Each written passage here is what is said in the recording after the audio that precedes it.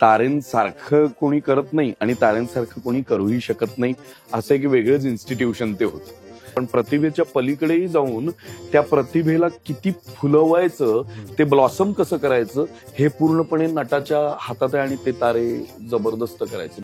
रात्री गाते, थोपटते, निज माझ्या नंदलाला वगैरे मी गाते, तर ते म्हणाले, अहो मग एकदा चायनीज माझ्या नंदलाला गाऊन दाखवा. तिथे ते म्हणाले, अरे ते धबधब्यासारखेच होते, त्याला काही दिशाच नव्हती. ते कोसळायला गेले की आम्ही भिजायचं फक्त त्याखाली, बाकी काही नाही. पण अनफॉर्च्युनेटली ते असायला हवे होते. ते नाहीयेत हेच सगळ्यात मोठं नुकसान आहे. ते असायला हवे होते बस.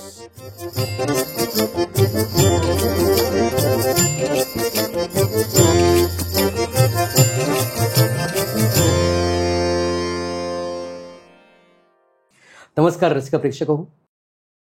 जाई काजळ निर्मित आणि स्मृतिगंध प्रस्तुत आभाळाची माणसं पर्व दुसरं अर्थात ज्योतीने तेजाची आरती या आपल्या विशेष कार्यक्रमात तुम्हा सगळ्यांचं पुन्हा एकदा खूप खूप मनापासून स्वागत.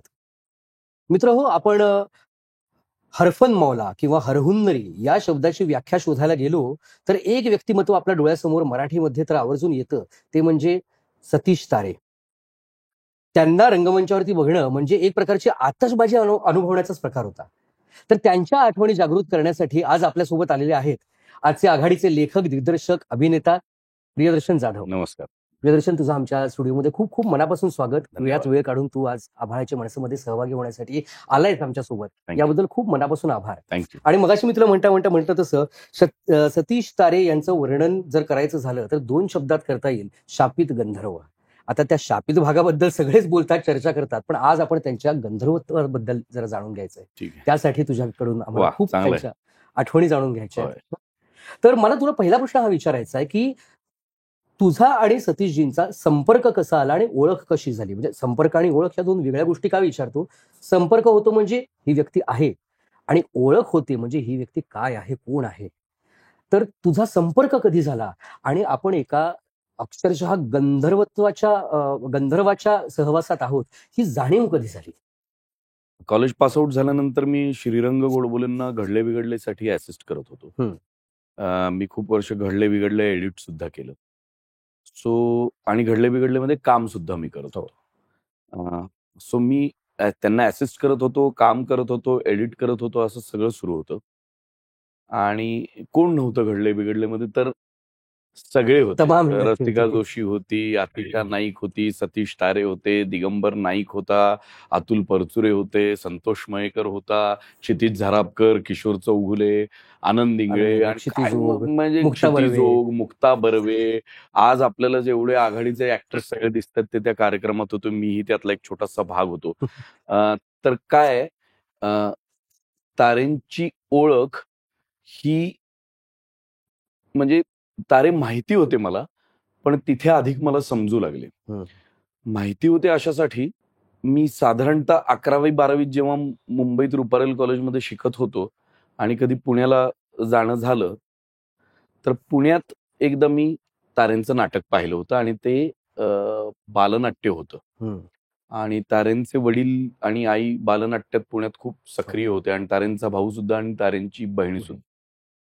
तर माझी आठवण अशी, म्हणजे मी त्या माणसाला पहिला असं पाहिलेलं आहे की तारेंकडे, मला आता माहिती नाही त्याला सांगीतिक भाषेत काय म्हणतात, पण एक छोटीशी पेटी होती तारेंकडे, एकदम छोटी पेटी होती. आणि ती पेटी घेऊन ते बालगंधर्वच्या बाहेर असेच गप्पा मारत बसले होते, छोटीशी. आणि सुनील तारे पण असावरी तर 100% होती. सुनील तारेंचा माझा तसा संपर्क कधी आला नाही, आणि तारे ती पेटी वाजवत बसले होते. आणि एक साधारणतः बालगंधर्वाच्या बाहेर त्यांची एक मैफिल चालू होती. असे सतीश तारे मला पहिल्यांदा दिसले. त्यानंतर झालं असं की घडले बिघडले मध्ये आमच्यासारखे, मी तर अक्षरशः म्हणजे TY पासआउट सुद्धा झालो नव्हतो किंवा झालो असेल, पण स्कूलच होतं ना, म्हणजे शाळाच होती. मला असं वाटतं की आपण एखाद्या माणसाकडून, एखाद्या संस्थेकडून, एखाद्या गुरुकडून आपण काहीतरी शिकायला जातो, आणि आपला मानस असतो की आपण त्या सगळ्या गोष्टी शिकाव्यात किंवा त्या आत्मसात कराव्यात. पण तारेंच्या बाबतीत गंमत अशी होती की ते शिकण्या पलीकडचं होतं. तारेंसारखं कोणी करत नाही आणि तारेंसारखं कोणी करूही शकत नाही, असं एक वेगळंच इन्स्टिट्यूशन ते होतं. त्याला कारण असं होतं की अनेकदा श्रीरंग गोडबोले मग गमतीचा भाग बघ, चॅनलमध्ये फोन करायचे आणि त्यावेळेला फॅक्स होता आणि फॅक्स पाठवला जायचा की आजचा विषय काय करायचा आहे. कारण करंट अफेअर्सवर हो. घडले बिघडले असायचं. त्यामुळे असं ठरायचं नाही की एपिसोड लिहिलाय आणि मग त्याची स्क्रिप्ट सगळ्यांना दिली आणि आता मग सगळे ते पाठ करणार आणि मग ते, तर स्क्रिप्ट मुळात स्क्रिप्ट नसायचं, फक्त विषय असायचा. ओके. तर समजा पाणी टंचाई असा जर विषय असेल किंवा चोरी असा जर विषय असेल किंवा दरोडा असा जर विषय असेल, तर फॅक्स यायचा की आज ह्या विषयांवर किंवा ह्या 2 विषयांवर आपण प्रहसन करूया. आणि तू बिलीव्ह करणार नाहीस, आनंद इंगळे आणि सतीश तारेंना रंगा फक्त एक 2-3 मिनिटांचा असं डोळे बंद करून काय होतं माहितीये का? असं होतं. असं होतं. आणि ते परफॉर्म करायचे आणि सरसकट परफॉर्म करायचे continuously for 20 minutes, 25 minutes, 30 minutes, 35 minutes. 3-4 लाईन्सच्या सिंगल ब्रीफवर सुटायचे. अफलातून. आणि ते सुटण्याला सुद्धा एक अर्थ आहे. काय सुटणं म्हणजे वाटेल ते बोलणं, काहीही करणं असं नाही. ते अत्यंत संयुक्तिक आणि विषयाला धरून असायचं. मला माहिती नाही ह्या कार्यक्रमात असं नाव घेऊन सांगणं योग्य आहे की नाही, पण झी मराठीचं पूर्वी नाव अल्फा मराठी होतं. मी तोच किस्सा विचारणार होतो की एखाद्या कलावंत म्हणजे एखाद्या विनोदवीराची बुद्धी, ज्याला आपण सेन्स ऑफ ह्युमर, हा किती ऍप्ट असावा आणि तो किती पटकन यावा. एपिसोड शूट झाला होता आणि चॅनल मधून फोन आला की आता काहीच दिवसात अल्फा मराठीचं झी मराठी नाव होणार आहे, तर त्याच्यावर तुम्ही काहीतरी एपिसोड मध्ये इन्कॉर्पोरेट करा. एपिसोड शूट झाला होता, आता तो एडिटला जाणार होता. तर रंगाने आनंद इंगळे आणि तारेंना बोलवलं आणि ते आनंद राजा आणि तारे प्रधान. तर त्याला सांगितलं की अरे असं असं आहे, तर काहीतरी आपण करूया आणि पाठवूया. तर तारे लगेच हो ठीक आहे, करा मग रोल वगैरे. असंच 3 कॅमेरा सेटअप. काही एका शब्दाने काय करायचंय, काही कोणाचं काही बोलणं नाही, काय नाही. रोल करा म्हणाला कॅमेरा. आणि आनंदला त्याने फक्त एवढंच सांगितलं की तू मला हवे तेवढे प्रश्न विचार. तू राजा म्हणून मला सतत प्रश्न विचार, बाकी मी करतो काय करायचं ते. आणि कुणालाही काही माहिती नव्हतं की हा आता काय बोलणार आहे.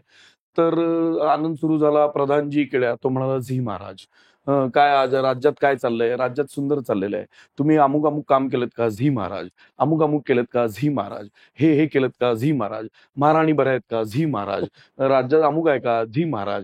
तमुक आणि चाललंय आणि झी महाराज. आणि आता हे कुठं चाललंय कुणाला काही पत्ताच लागला नाही. आणि आनंद शेवटी वैतागून म्हणाला, काय प्रधानजी, मी तुम्हाला वाटेल ते म्हणतो, तुम्ही झी महाराज, झी महाराज, झी महाराज म्हणतो. काय मनात काय चाललंय तुमच्या? महाराज, तुमच्या सगळ्या प्रश्नांची मी उत्तर देतो, पण मला जरा अल्पावधीत जाऊन यावं लागेल. मी जरा अल्पावधीत जातो आणि येतो आणि मग तुम्हाला बाकी प्रश्नांची उत्तर देतो. एवढंच तो म्हणाला आणि निघून गेला. 3 कॅम सेटअप असा हालत होता तेव्हा. कॅमेरामन गदा गदा सगळं काय ते रिशूट, ते परत शूट करावं लागलं, कारण कॅमेरेच हालायला लागले की आता काय शूटिंगच सगळं विचित्र. इतका तो प्रॉम्प्ट होता, इतका नटाकडे जो आपण म्हणतो जो अलर्टनेस असावा रंगमंचावर, कॅमेरा समोर, तो अलर्टनेस सतीश तारे जन्मतः घेऊन आले असतील किंवा त्यांनी तो शिकला असेल. आणि तो शिकला असेल ह्या गोष्टीवर माझा ठाम विश्वास आहे. माझा ह्या गोष्टीवर अजिबात विश्वास नाही की माणूस काहीतरी जन्मतः घेऊन येतो आणि जन्मतः घेऊन जातो. टॅलेंट ऑफकोर्स, प्रतिभा असते, प्रतिभेशिवाय काही होऊ शकत नाही. पण प्रतिभेच्या पलीकडेही जाऊन त्या प्रतिभेला किती फुलवायचं, ते ब्लॉसम कसं करायचं, हे पूर्णपणे नटाच्या हातात आहे. आणि ते तारे जबरदस्त करायचे. म्हणजे संदीप पाठक आणि सतीश तारे एकदा गडकरी रंगायतनला आले आणि तारे एकदम दारापाशी थांबले आणि दरवाजावर ढकला असं लिहिलं होतं. दार ढकला, पुश ढकला असं लिहिलं होतं. तर तारे संदीप पाठकला थांबून म्हणाले, अरे पहा पाठक, पहा काशीनाथ घाणेकरांपासून, दिग्गज नटांपासून, श्रीराम लागून पासून अत्यंत मोठे नावाजलेले नट आजपर्यंत या रंगमंचावर काम करून गेलेत आणि आपल्या कलेबद्दल काय लिहिलंय पहा, ढकला म्हणून. संदीप डोक्याला हात लावून बसलो. म्हटलं, तुम्हाला कसं आणि कुठे सुचतं आणि काय हे सुचणं आहे आणि कसं ते करायचं.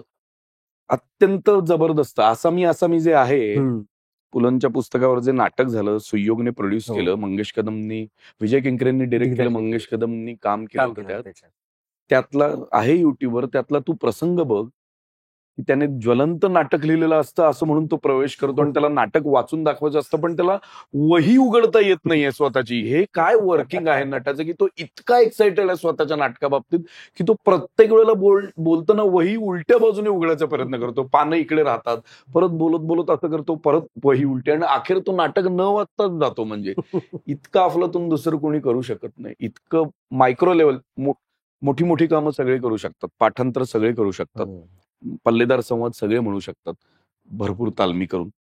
पण मायक्रो बारीकी जी आहे, एखाद्या कामातली जी बारीकी आहे ना, जशी शिल्पकलेत असते, गायनात असते, वादनात असते, सगळ्यात तशी अभिनयातली बारीकी आणि विशेषतः विनोदाची बारीकी होती. मग तो सर्व पद्धतीचा विनोद असू दे, फार शार्प होते. त्यांना पकडणंच शक्य नव्हतं कुणाला. तू आता अभिनयाच्या बरोबर ही जी बाकीची अंग सांगितलीस, शिल्पकला असेल, गायन असेल, वादन असेल, तर त्यांना तीही महारथ हा, म्हणजे तू गिटार दे ते गिटार वाजवू शकायचे, तू फ्लूट दे ते फ्लूट वाजवायचे, माउथ ऑर्गन दे माउथ ऑर्गन वाजवायचे, सॅक्सोफोन दे सॅक्सोफोन वाजवायचे. किस्सा आहे, बुलबुल तरंग ही ते वाजवायचे, सर्व पद्धतीची वाद्य ते वाजवायचे.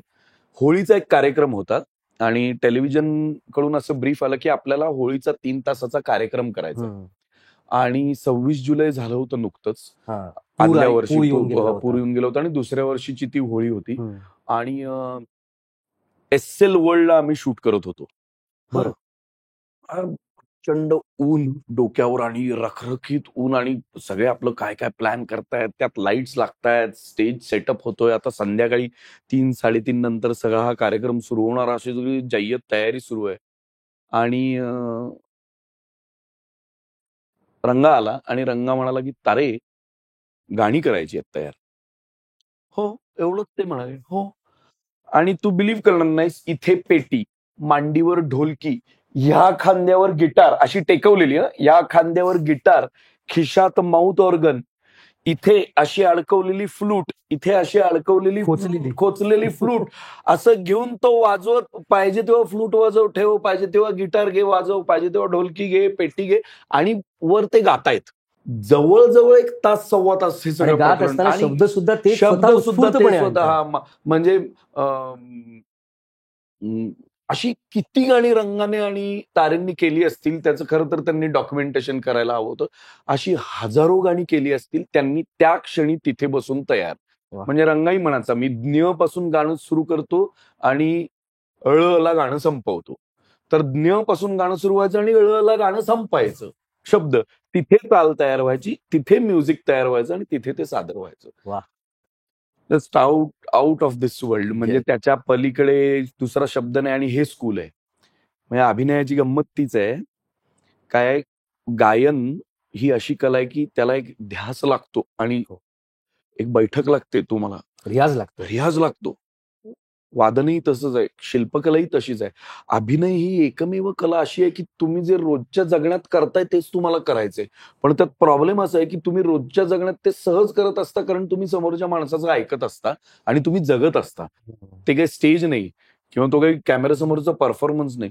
पण रंगमंचावर किंवा सिनेमात किंवा कुठल्याही माध्यमात अभिनय करताना जे करतोय आपण, ते नव्याने पुन्हा शिकावं लागतं आणि ते अत्यंत नॅचरल आहे, हे करावं लागतं. म्हणजे पंडित सत्यदेव दुबे सांगून गेले ना की तुम्हाला हे सगळं, म्हणजे तुम्हाला बोलता येतं, गाता येतं, रिॲक्ट करता येतं, तुम्हाला हसता येतं, नाचता येतं, जी कुठली भावना आहे ती तुम्ही रोजच्या जगण्यात तुम्ही अत्यंत एफर्टलेसली, कारण ते तुमचं जगण्या करतं, पण ते नव्याने तुम्हाला शिकावं लागणार.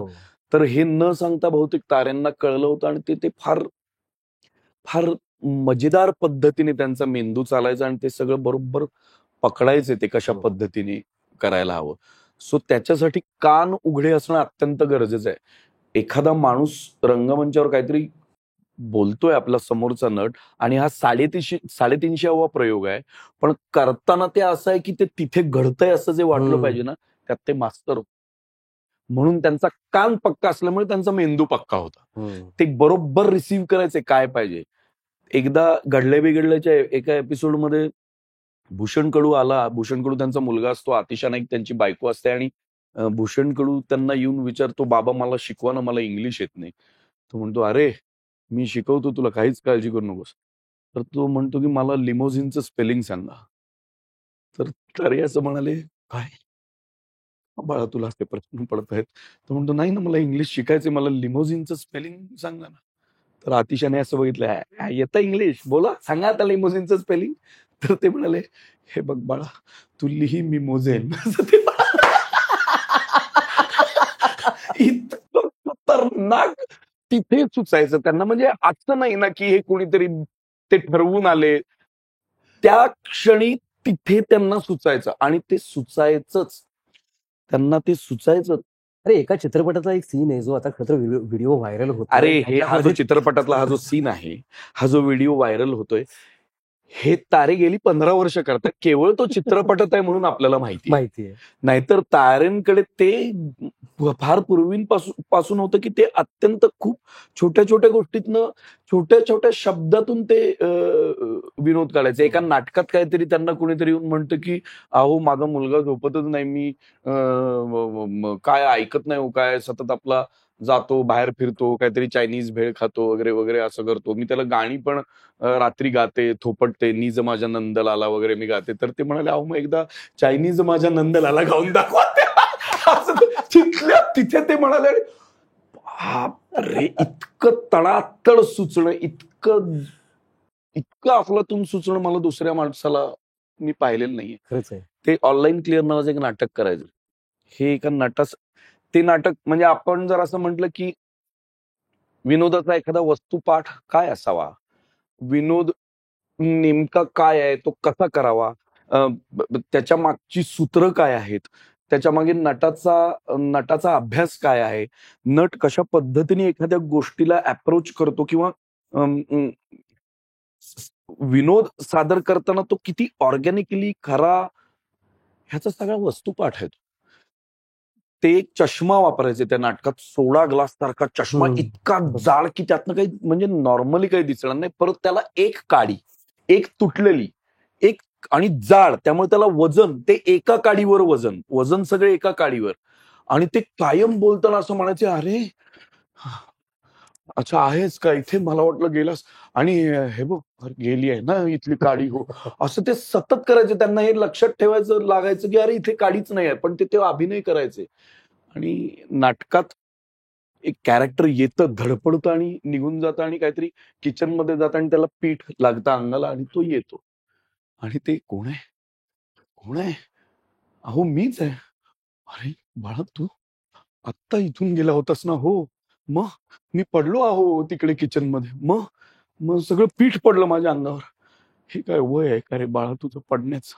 आज पिठात पडला, उद्या गोलपिठात पडशील. काय बोलतोयस का तू असं? म्हणजे हे त्यांना कसं त्यांच्या डोक्यात यायचं, ते कसं ते सादर करायचे, कुठून त्यांना ते यायचं, ते टाळी वाजवायचा एक सीन करायचं. त्यांना आता सोडा ग्लास आहे आणि त्यांना दिसत नाही. हे जर एखादं नटाचं वर्किंग आहे तर कुठल्याही नटाच्या डोक्यात यायचं नाही, पण ते टाळी अशी वाजवायचे, "वाह! वाह! क्या बात है!" असं ते तर असं आणि मग ते म्हणते, हे नेमकं जोडलं कुठं जातं एकदा तपासलं पाहिजे.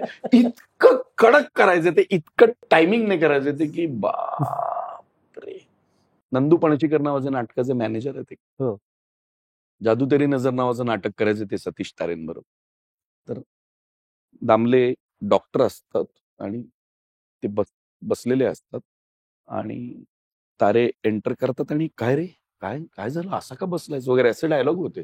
मी ते नाटक एक 30-40 वेळा पाहिलेलं असल्यामुळे मला माहिती होतं काय आहे ते. तर नंदू पणशीकर व्यंग्यात दिसले तारेंना. तर ते स्टेजवर असं म्हणाले, "अरे डॉक्टर, गडकऱ्यांची सिंधू पाहण्याऐवजी पणशीकरांचा नंदू पाहिल्यासारखा का चेहरा झालाय तुझा?" प्रशांत आपले लाल पुंद असं ते हलतायत स्टेजवर, लाल बुंद प्रशांत दामले असे.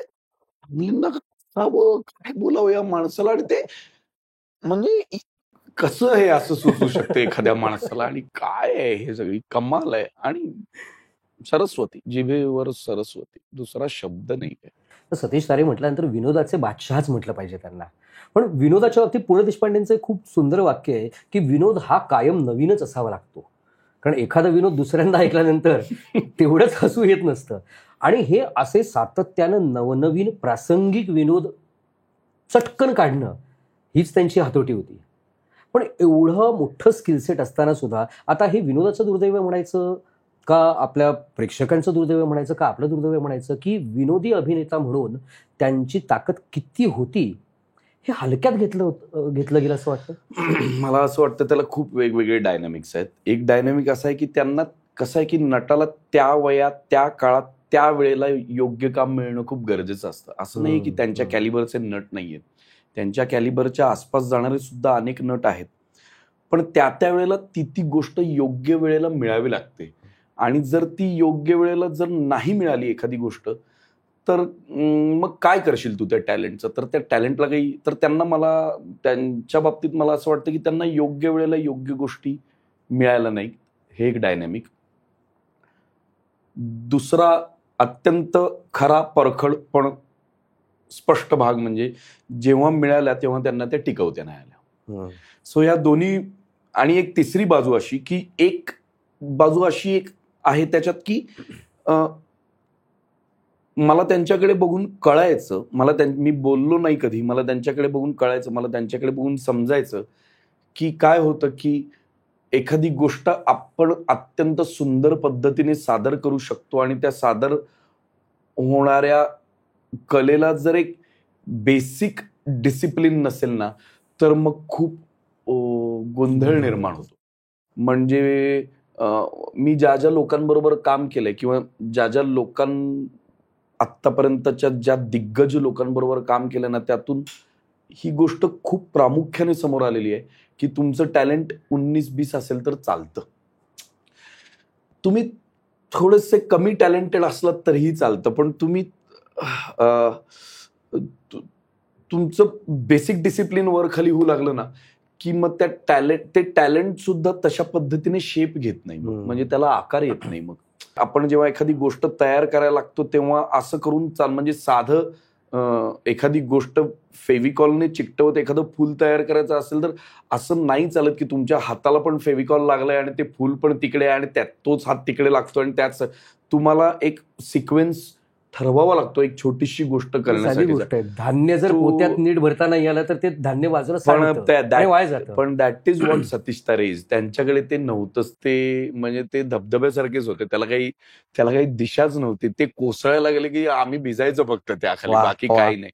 बाकी मग त्याला काही आकार शेप किती वेग काही असं काही नाही. काही माणसं अशी असतात आणि आपल्याला काही माणसं तशा पद्धतीने स्वीकारावी सुद्धा लागतात. नाहीतर मग तुम्हाला धबधब्याला सुद्धा एक वाट करून दिली आणि सुंदर असणाऱ्या धबधब्याला एक फायबरच्या लेन मधनं त्याला पाठवलं की ते त्याच पद्धतीने येणार तर ते सगळं मोनोटोन येऊन त्या धबधब्याची मजा निघून जाते. म्हणजे तुम्ही धबधब्याखाली भिजायचं का तुम्ही एखाद्या पार्कमध्ये वॉटर पार्कमध्ये जाऊन मजा करायची इज द डिफरन्स. तो सतीश तारे वॉटर पार्क नव्हता कधीच.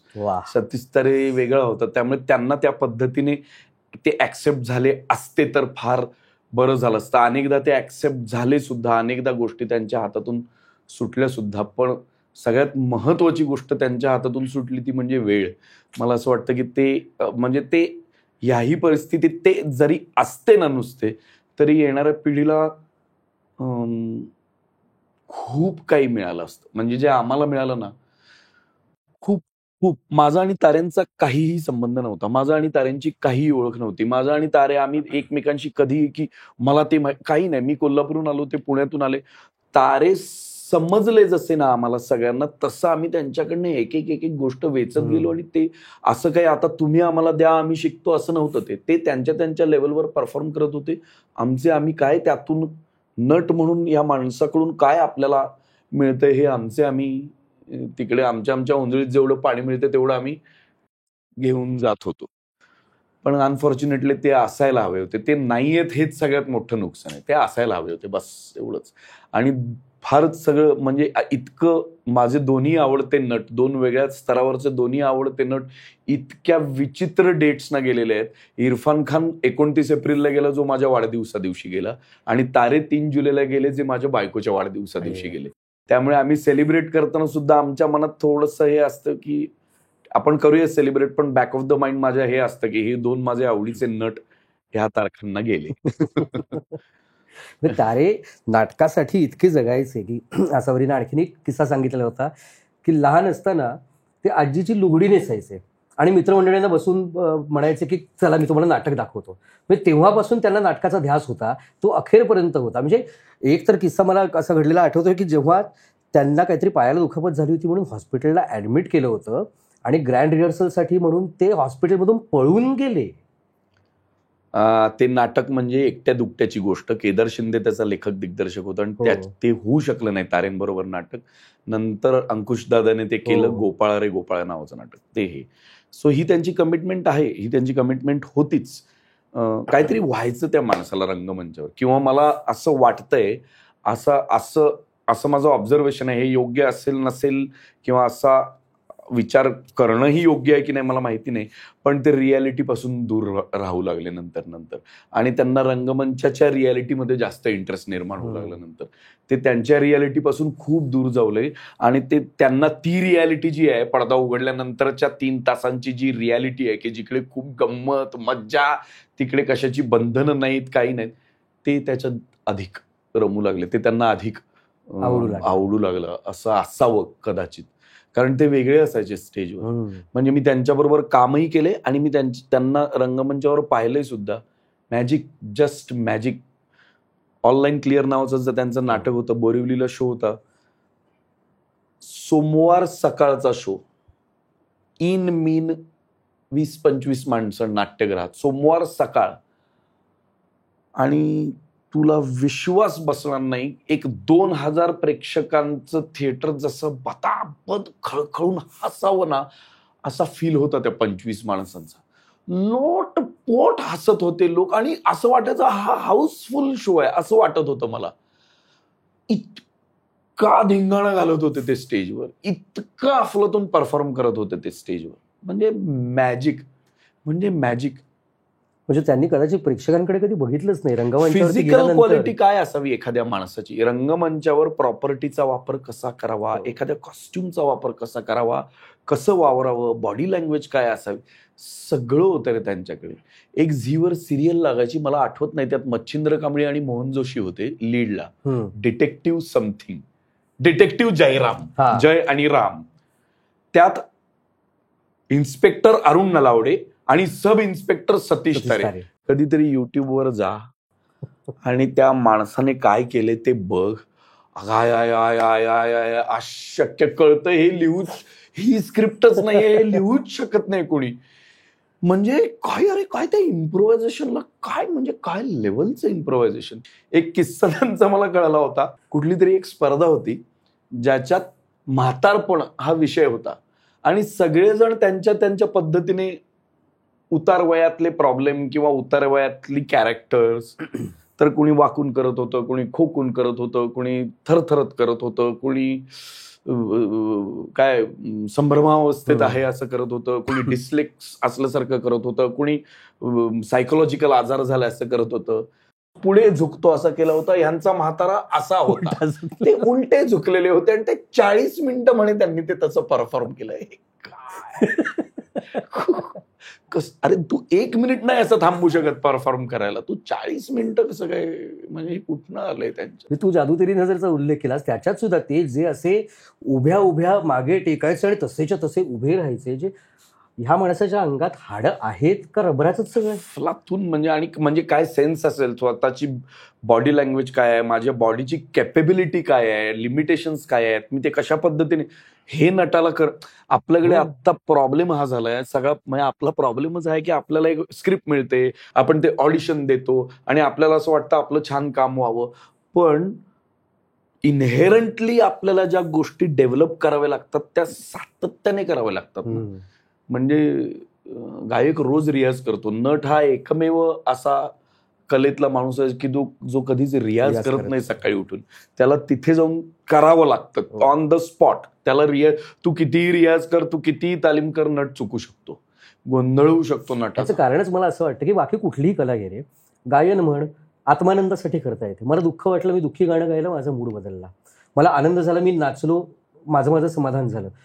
अभिनय ही एकमेव कला आहे जी प्रेक्षकांशिवाय अपूर्णच आहे. आणि परत समोर प्रेक्षक दिसत नाही तोपर्यंत माझा अभिनय अपूर्णच आहे. आणि व्हॅक्यूम आहे परत. म्हणजे व्हॅक्यूम असं आहे, पोकळी अशी आहे इतकी मोठी की तुम्ही रंगमंचावर आहात तेव्हा तुम्ही एकटे आहात, कारण तुम्हाला असं नाही चालत की मी लोकांचे रिॲक्शन बघतोय आणि काम करतो. म्हणजे तुम्हाला एकटं राहावं लागतं काम करताना.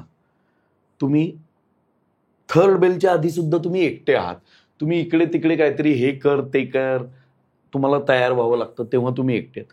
प्रयोग संपल्यावर तुम्ही गर्दीत आहात आणि गर्दी झाल्यानंतर पुन्हा तुम्ही परत एकटेच आहात. बरोबर आहे. सो तीही खरं तर एकट्याचीच कला आहे. तसं पाहायला गेलंच तर एकट्याचीच कला आहे ती, काही लोकांसोबत करण्याची आहे, पण साधण्याची कला ही ती एकट्याचीच आहे. वा, तू जसं म्हणालास की नटाला किंवा कुठल्याही कलावंताला एक बेसिक शिस्त असावीच लागते. हे म्हणता म्हणता आता आपण जी चर्चा केली त्याच्यात हे लक्षात येतंय की त्यांची कदाचित नट म्हणून जास्त शिस्त होती. त्यांची साधना ही सगळी फक्त अभिनयासाठी होती. माणूस म्हणून इतर लोकांना झेपावं किंवा इतर लोकांसोबत वावरता यावं, ते सुसह्य व्हावं म्हणून जी शिस्त हवी होती ती थोडीशी हुकलेली असू. मला असं वाटतं त्यांनी कधी मदत नाही मागितली. त्यांनी मदत मागायला हवी होती. आपलं काहीतरी चुकतंय, आपला काहीतरी प्रॉब्लेम होतोय, माझा काहीतरी प्रॉब्लेम झालाय किंवा माझ्या 4 गोष्टी नीट होत नाहीयेत आणि मला त्या नीट करायची माझी इच्छा आहे, तर त्यांनी मदत मागायला हवी होती. त्यांनी ते त्यांच्या लेवलवरच सोडवण्याचा प्रयत्न केला, तर मला असं वाटतं की ते तिथे टायमिंग चुकलं जरा त्यांचं. त्यांनी मदत मागायला हवी होती, कारण मदत लागते. आणि विशेषतः कलेतल्या माणसाला कुठल्याही, म्हणजे मी अजिबात म्हणजे कुठलीही कला, म्हणजे मी डॉक्टर सुद्धा म्हणतोय, मी इंजिनियर्स, ही सुद्धा आर्टच आहे. म्हणजे गाड्या तयार करणं आणि ब्रिज तयार करणं आणि ही आर्टच आहे. आपण त्याला स्ट्रक्चरली फार वेगळ्या दृष्टीने आर्ट असं म्हणत नाही, पण मदत लागते माणसाला. आणि अशा क्षेत्रात की जिथे अफलातून कौतुक करणारा माणूस जिना उतरल्यानंतर खाली जाऊन तुझ्याबद्दल काय बोलेल याची जर तुला गॅरंटी नाहीये, तर अशा क्षेत्रात मदत लागते. आणि लागते, तुम्हाला साथ लागते, तुम्हाला मदत लागते, तुम्हाला कुठला तरी एक अँकर पकडावा लागतो. तो तारेंनी मला असं वाटतं कधी पकडला नाही. पण आसवारी म्हणता म्हणता हेच मला म्हणाली होती की दादा हा कायम निरपेक्षच होता सगळ्याच बाबतीमध्ये. म्हणजे कसं की कुठल्याही कार्यक्रमासाठी किंवा नाटकासाठी जर विचारलं की तारे तुम्ही काम करा का, उद्या अमुक अमुक कार्यक्रम आहे, येणार का तारे? हो. झालं, परफॉर्म करून आले. किती पैसे मिळणार, कधी मिळणार याची सुद्धा कधी चौकशी केलेली नव्हती. आणि तिनं तर सांगितलं की कित्येक प्रोजेक्ट्स असे आहेत की ज्याचे पैसे आजतागायत यायचेत, आलेच नाही आहेत.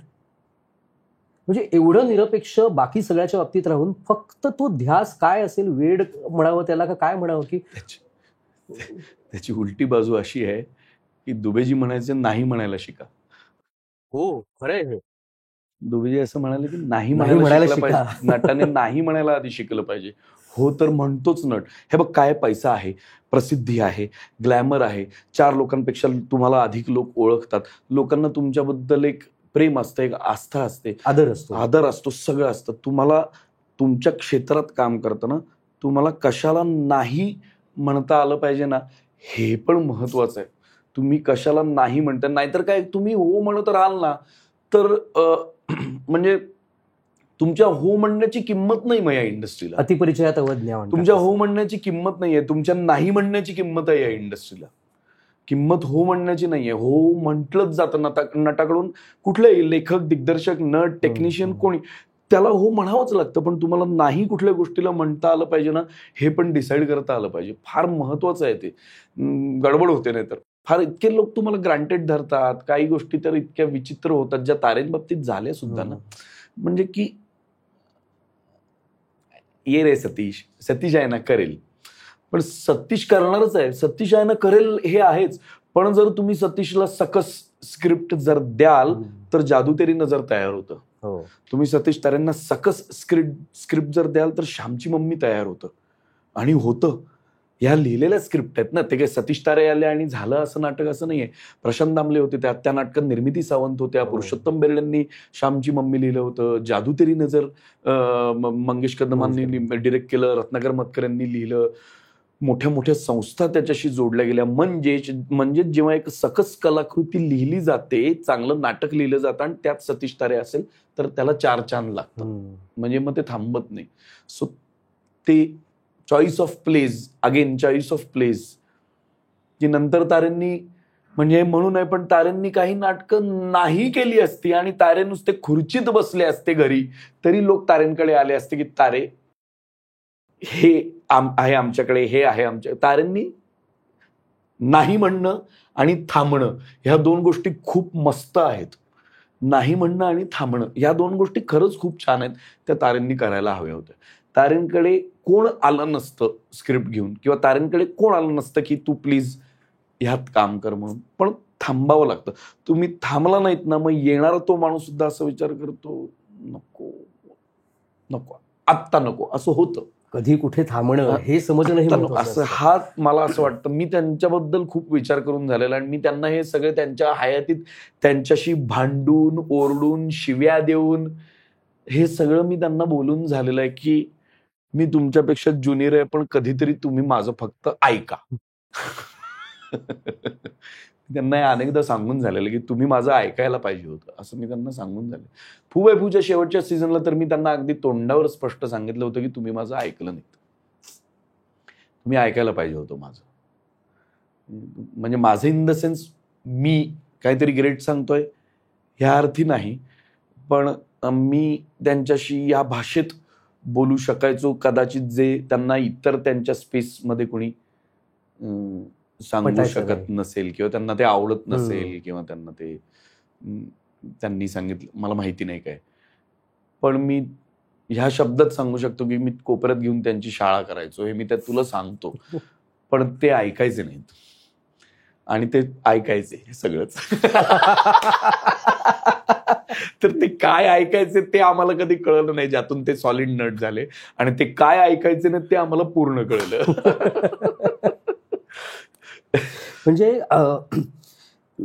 विनोद, टायमिंग, समोरच्याचं ऐकायचे हाच विषय. म्हणजे लिसनिंग, कुठल्याही व्यक्तीचं लिसनिंग चांगलं असावं लागतं समोरच्याला समजून घेण्यासाठी, असं आपण नेहमी म्हणतो. मग ह्याच अनुषंगानं तारेंनी जर सिरियस भूमिका करण्याचा प्रयत्न केला असता तर त्याही किती सुरेख झाल्या असत्या. कारण सिरियस भूमिकेमध्ये लिसनिंग हेच महत्वाचं असतं ना रे. नाही, त्यांच्याकडे ती झेप होती बरं का.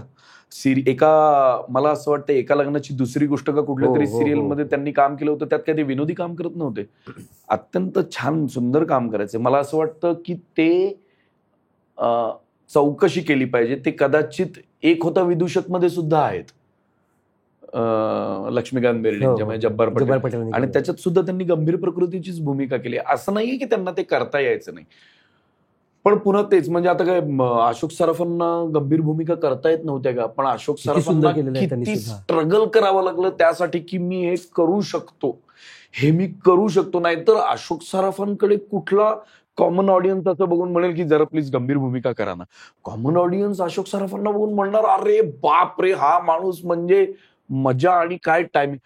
त्यांना ते खेचून आणावं लागलं त्यांच्याकडे. मी अशोक सराफांचं अनधिकृत नावाचं नाटक पाहिलंय, अप्रतिम काम करायचं ते त्या नाटकात, पण अनफॉर्च्युनेटली ते नाटक चाललं नाही.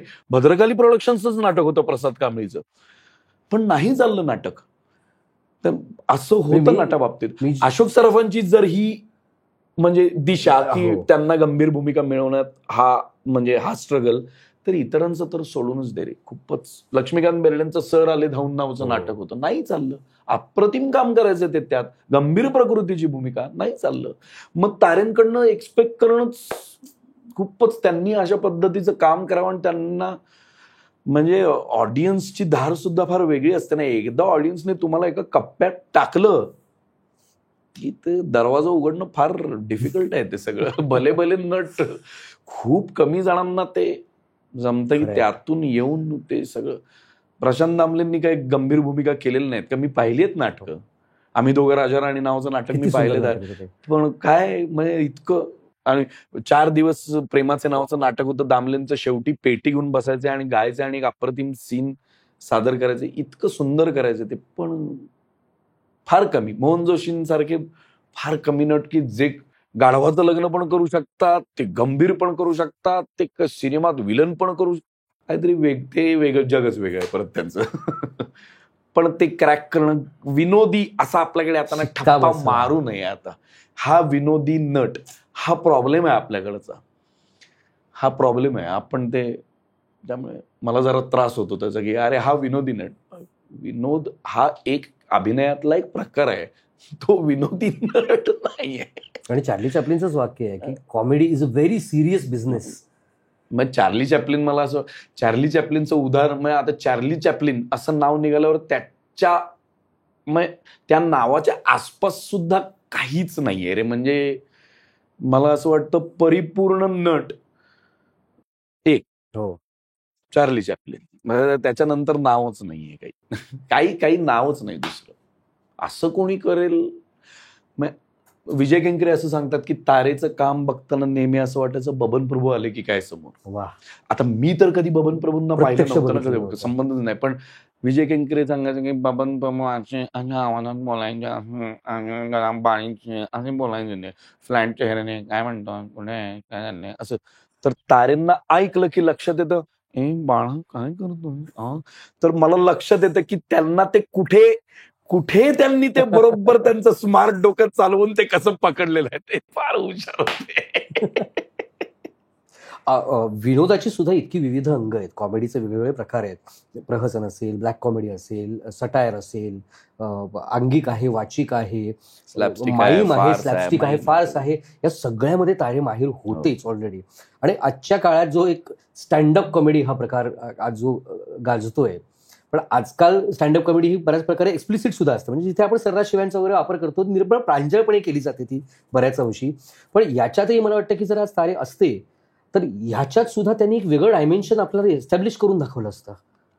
त्यांनी सोडलं नसतं. तारेंना जर असं जर सांगण्यात येतं की नाही नाही घ्या तुम्ही शिव्या वगैरे घ्या, तर तारेंनी तेही सोडलं नसतं. तारेंनी म्हणजे धुमाकूळ घातला, म्हणजे नक्कीच त्याच्यावर सेन्सर लागला असतं, इथपर्यंत तारेंनी धुमाकूळ घातला असता. म्हणजे आउटस्टँडिंग.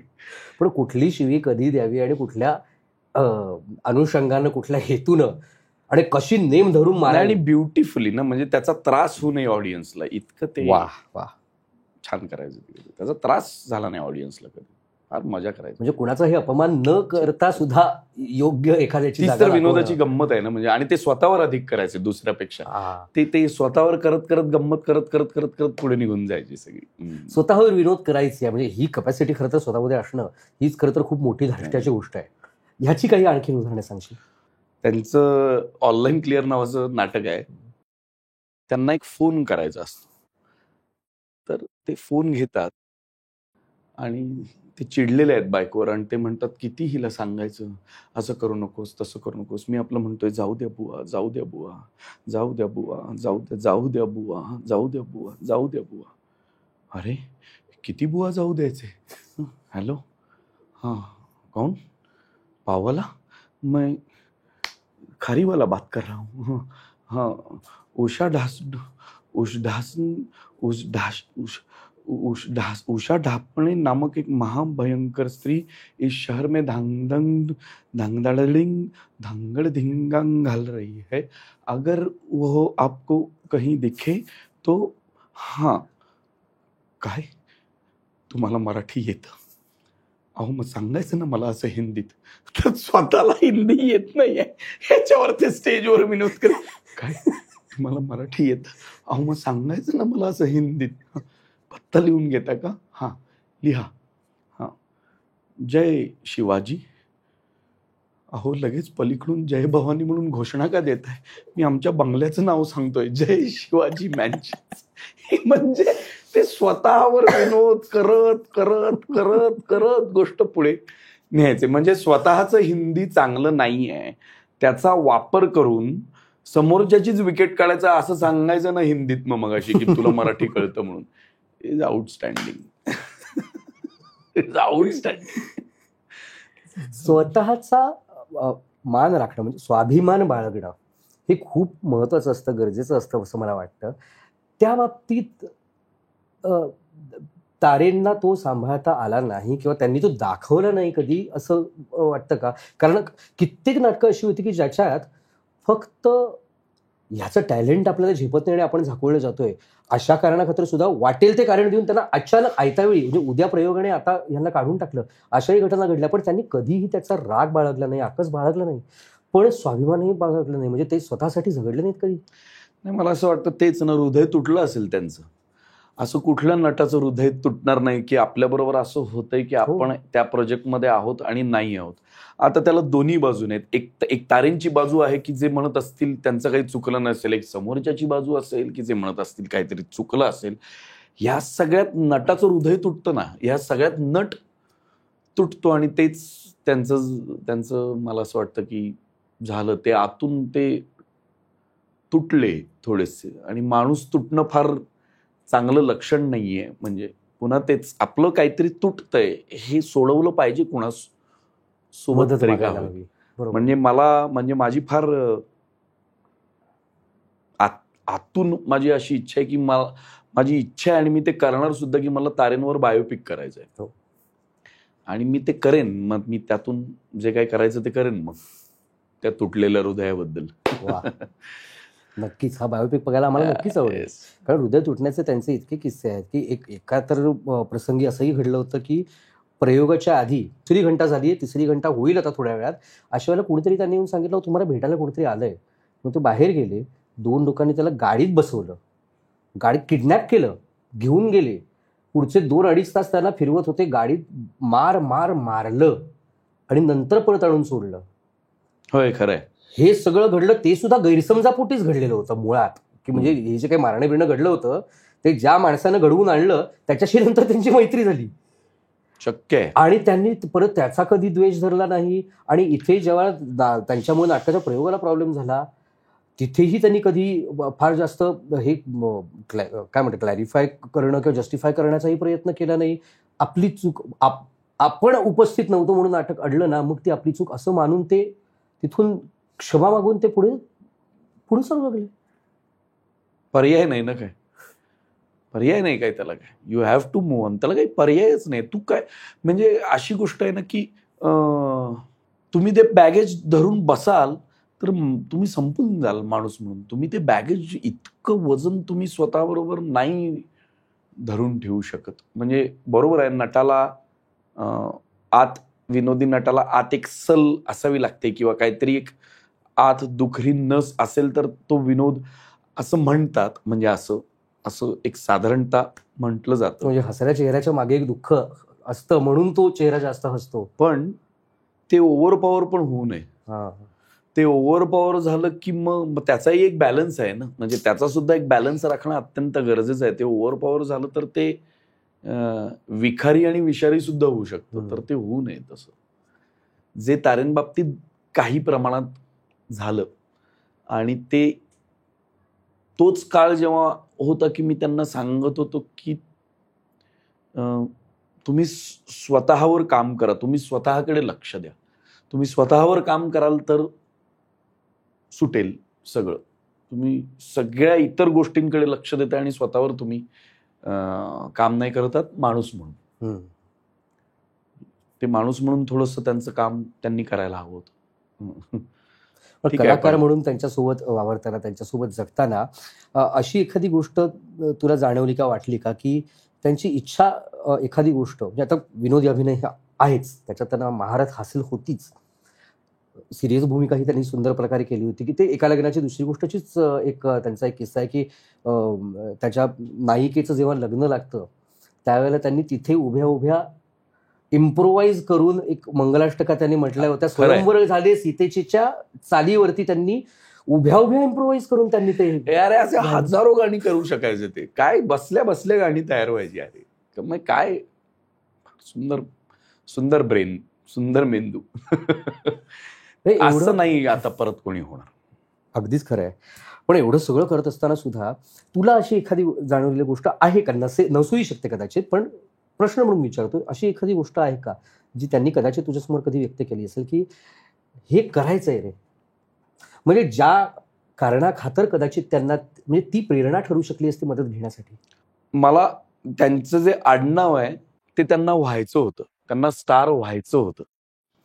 ते आमच्यासाठी स्टार आहेतच, म्हणजे ते आहेतच स्टार.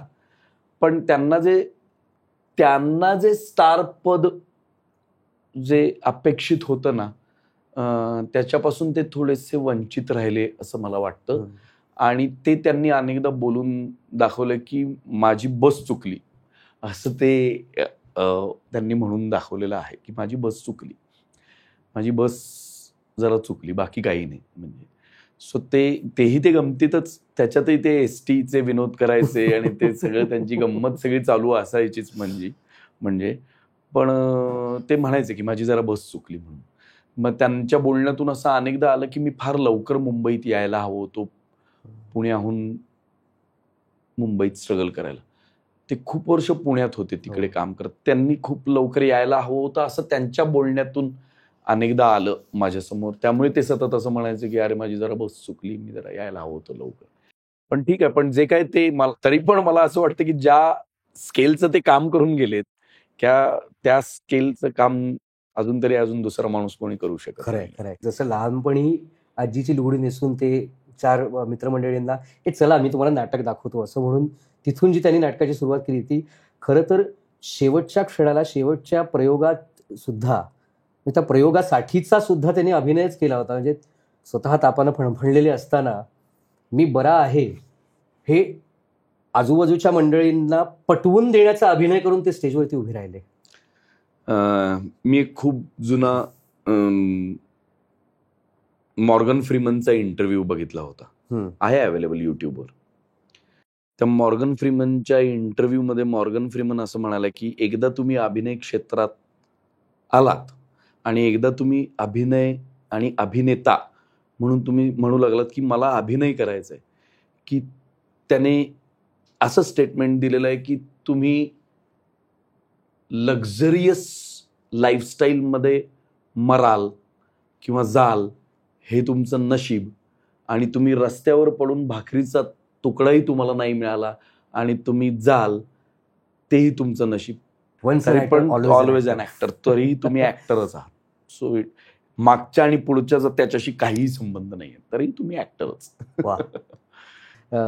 सतीश तारेंची खंत जी तू मांडलीस की त्यांना आडनाव जे होतं ते व्हायचं होतं, खरं तर म्हणजे आता ही किती सिनेमा करून मी ते त्यांना देईन नक्कीच असं माझं ठरलं. लवकरात लवकर व्हावा अशी आपण देवाकडे खरंच प्रार्थना करूया.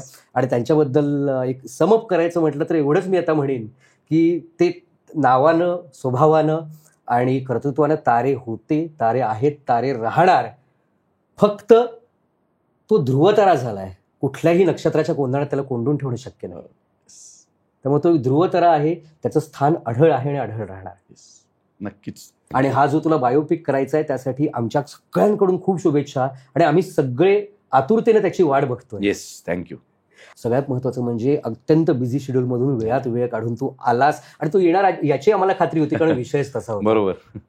पण तरी तू आलास आणि एवढा वेळ छान आम्हाला दिलास, भरभरून गप्पा मारल्यास, याबद्दल खूप मनापासून आभार. थँक्यू. आणि आभाळाची माणसाचा आपला जो जाई काजळ स्मृतिगंध परिवार यांच्यातर्फे तुझ्यासाठी ही एक छोटीशी भेट. थँक्यू. थँक्यू. मंडळी, एका उत्तुंग व्यक्तिमत्वाबद्दल, एका आभाळाच्या माणसाबद्दल आपण आज इतकं भरभरून गप्पा ऐकल्या, त्यांचं व्यक्तिमत्व समजावून घेतलं. हा भाग तुम्हाला कसा वाटला हे आम्हाला नक्की तुमच्या प्रतिक्रियांमधून कळवा. आवडला असेल तर नक्की इतरांसोबतही शेअर करा, आणि स्मृतिगंधचं फेसबुक पेज आणि यूट्यूब चॅनल याला लाईक, शेअर आणि सबस्क्राईब करायला विसरू नका. आणखीन नवीन नवीन आभाळाची माणसं आपल्यासमोर आम्ही घेऊन येतच राहणार आहोत. पुन्हा भेटूया पुढच्या भागात. तोपर्यंत धन्यवाद.